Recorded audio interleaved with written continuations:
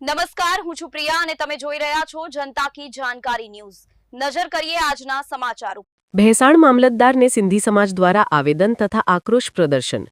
ગતરોજ છત્તીસગઢના રાયપુર ખાતે જાહેરમાં એક અમિત બધેલ નામના વ્યક્તિએ સિંધી સમાજના ઇષ્ટદેવ ઝૂલીલાલ ભગવાનની વિરુદ્ધ અભદ્ર વાણીવિલાસ કરી હતી, જે ખરેખર સિંધી સમાજના મનને દુભાય એવી હતી અને સિંધી લોકોને પાકિસ્તાની કહેલ હતું, જે સન 1947 પહેલા ભારત અને પાકિસ્તાન બંને એક હતા, જે અખંડ ભારતની રચના કરતા હતા। તે સમય દરમિયાન સિંધી સિંધ પ્રદેશમાં વસવાટ કરતા હતા, જે 1947માં ભારત અને પાકિસ્તાનના ભાગ પડ્યા બાદ પોતાના સનાતની ધર્મને બચાવવા માટે ભારતમાં વસવાટ કરવા લાગ્યા હતા અને અત્યારે સિંધી સમાજને ગર્વ છે કે તેઓ ભારતીય અને સનાતની છે તેવું પણ જાણવા મળ્યું હતું અને હજુ સુધી અમિત બધેલની વિરુદ્ધમાં કોઈ કાર્યવાહી કરવામાં આવી નથી અને તેથી સમગ્ર ભારતભરમાં સિંધી સમાજ દ્વારા આક્રોશ પ્રદર્શન કરવામાં આવ્યું છે।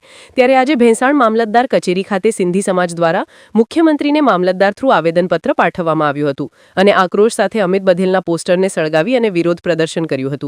આગામી સમયમાં કોઈ કાર્યવાહી નહીં કરવામાં આવે તો સમસ્ત સિંધી સમાજ જૂનાગઢ દ્વારા વિરોધ પ્રદર્શન કરવામાં આવશે તેવું પણ જાણવા મળ્યું હતું। રિપોર્ટ પંકજ કુમાર વેગડા, ભેંસાણ।